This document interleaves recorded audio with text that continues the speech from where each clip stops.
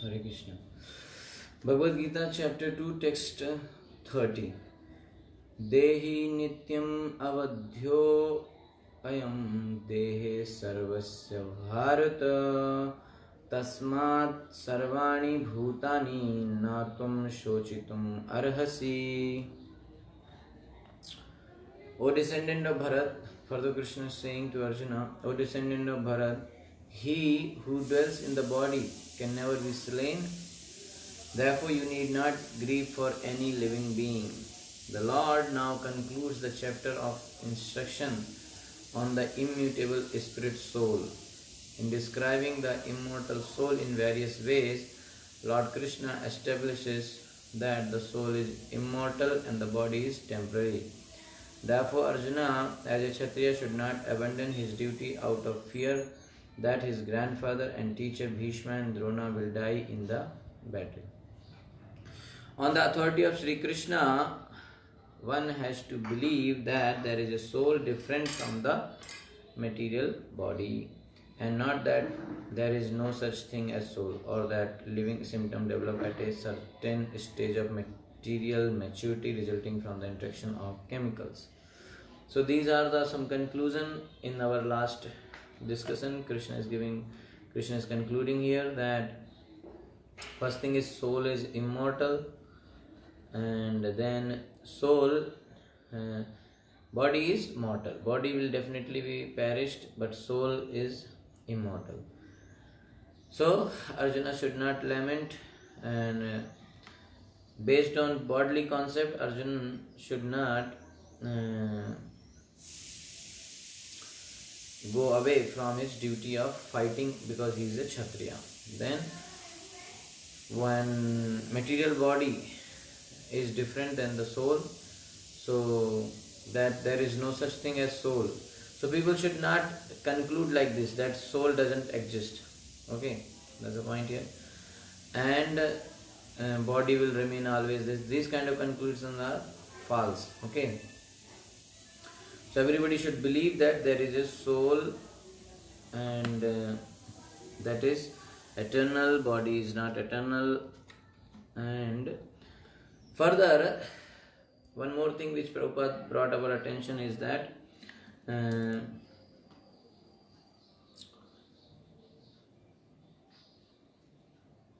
chemicals reactions, because many people nowadays there's a chemical reaction. It is just some material chemicals which come together, and like that, that's why it happening. Body is active, different from the material body, and symptom develop at a certain stage of material maturity resulting from the interaction of chemicals. So that's not very good conclusion. Though the soul is immortal, violence is not encouraged, but at the time of war, it is not discouraged when there is a actual need for it. So somebody should not say that because soul is immortal, so I can kill anybody. Okay. So here it is not to encourage violence, but actually here when there is a need of violence, it should be done. Okay, that's the point here. During the war, or during, like, army people are there, they protect us, so they do violence, border security force and all those things. Okay. So in this way, one should understand, and that need must be justified in terms of the sanction of the Lord and not capriciously. So here we can understand that the need is not based on somebody's own idea. Here, because Krishna himself is saying that you should fight, and fighting is needed now in order to re-establish dharma. So that's why it is important to fight and do violence. Okay. So this is 30th shloka. So from 2.11 to 2.30 is the Jnana section. Jnana Yoga is explained. So here in this particular purport of 2.30, first thing is that identity of living entity. What is that? Living entity is immutable spirit soul. Number one. Number two, soul versus body. So soul is immortal and body is temporary. Number three, immortality does not encourage whimsical violence. Okay. Number 4, justified violence. So violence must be justified in terms of sanction of the Lord and not capriciously. Okay.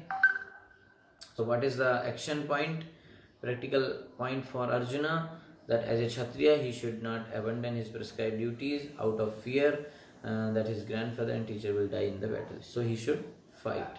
Okay. So 2.30 is completed here. 2.31 to 38 is the Karma Kanda process. Okay. So here one more thing I will tell you is that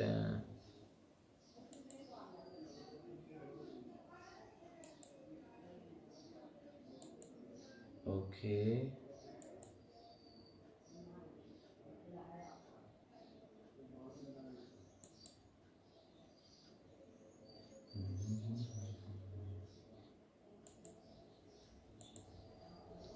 Okay, here it is.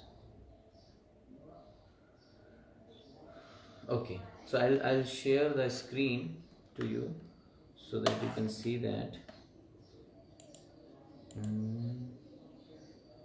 Okay.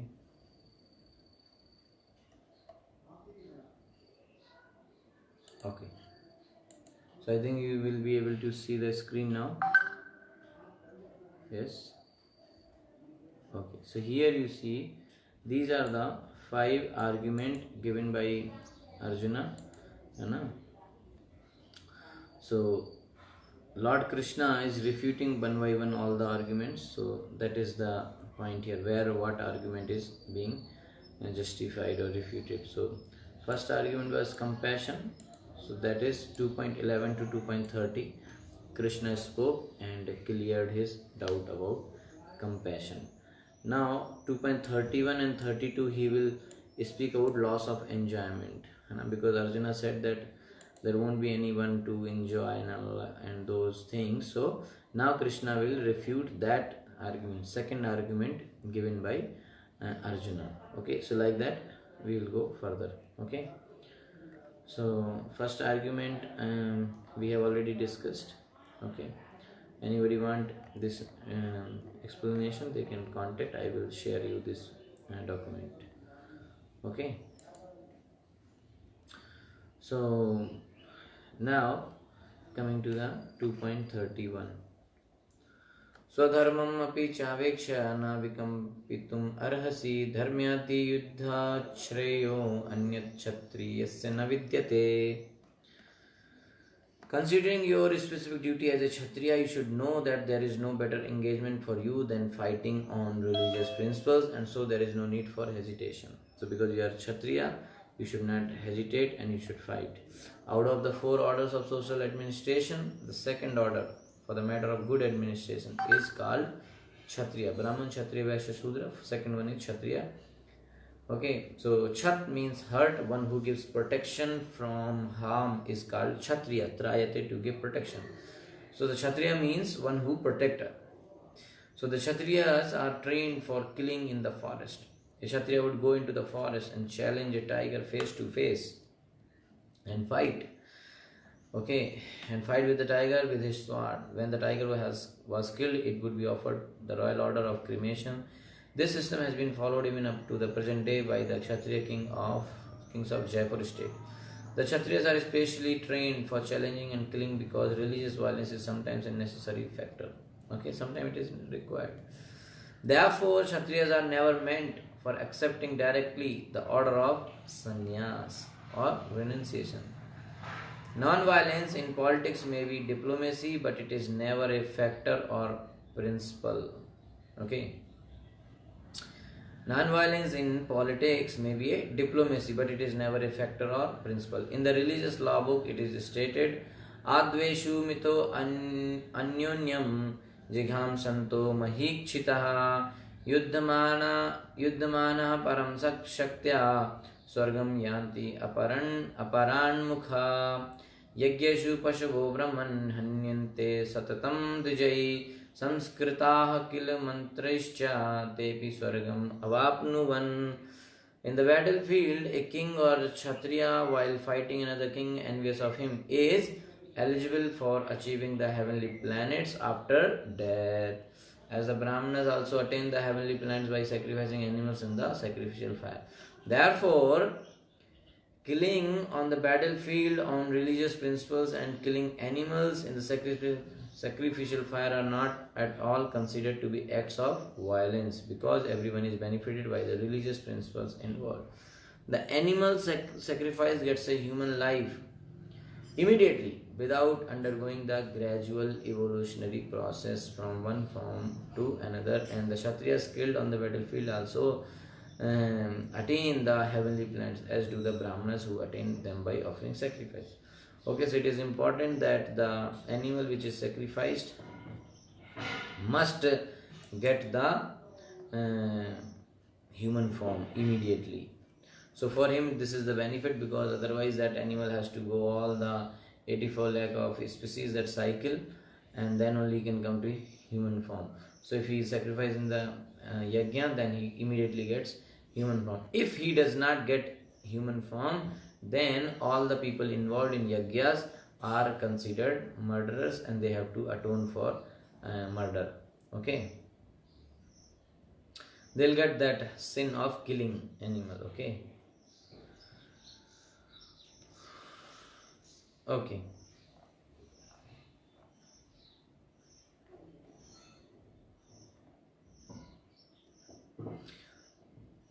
Okay, so the point here is that because Arjuna said that if he fights and everybody will be killed, then even though he will win, then there won't be any enjoyment. But here Krishna is trying to say that happiness will come if you perform your prescribed duties. Okay, so there are two kinds of swadharmas, specific duties.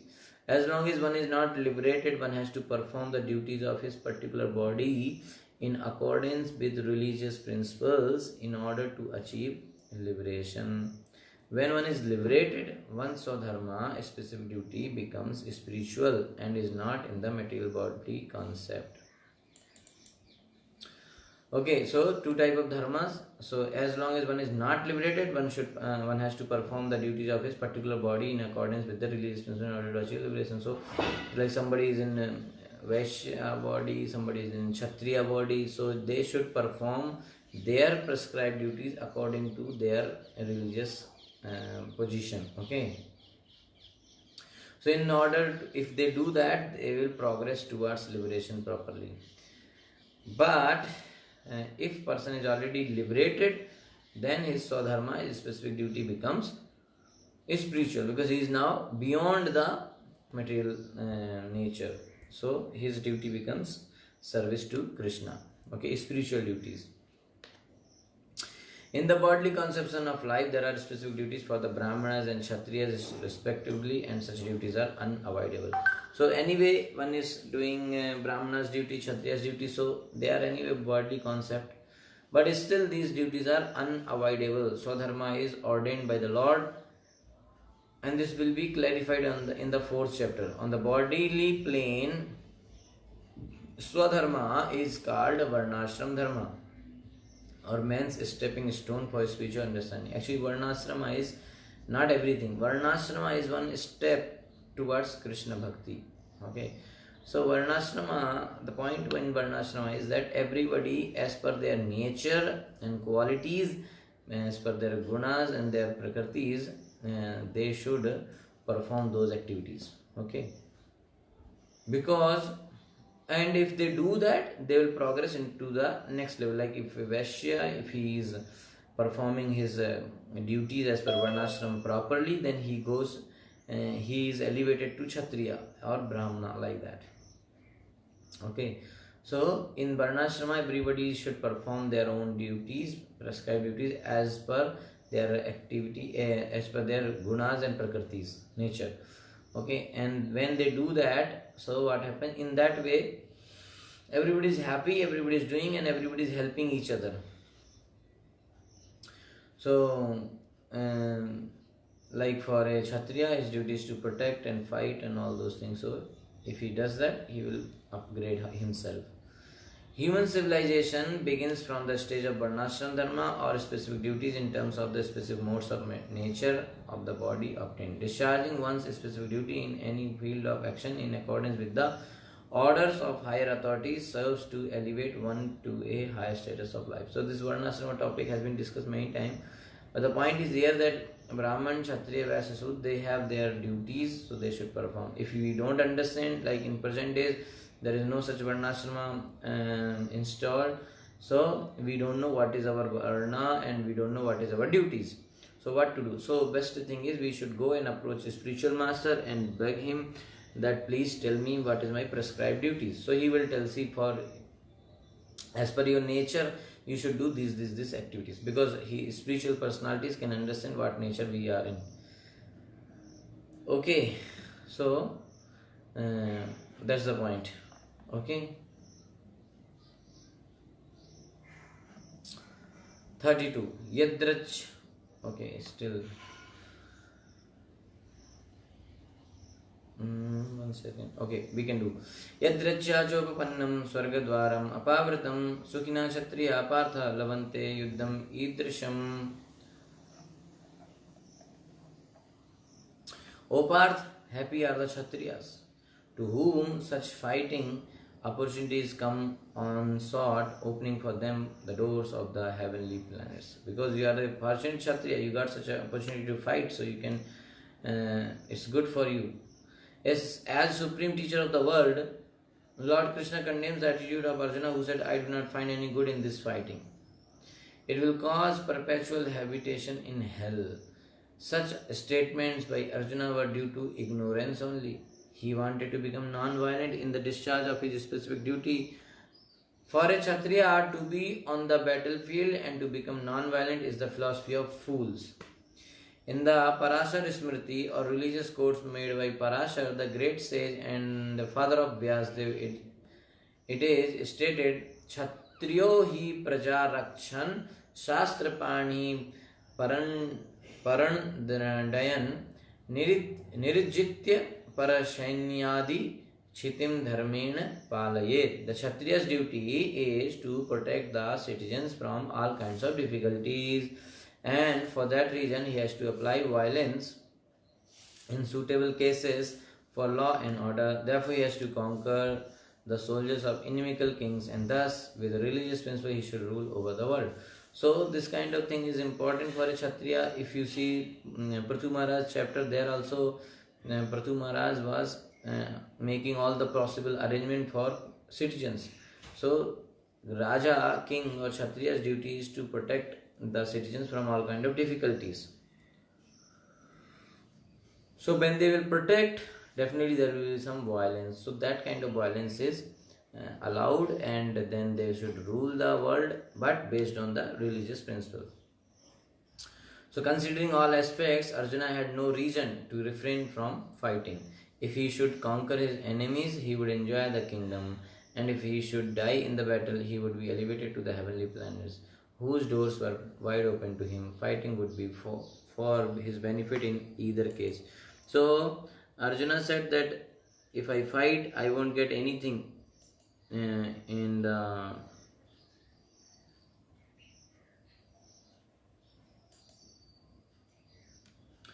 but the point is that Krishna is saying no, if you fight and win, then you will enjoy the world, but if you fight and lose, then you will go to heavenly planets, because a Kshatriya who is fighting will definitely go to heavenly planets. Okay.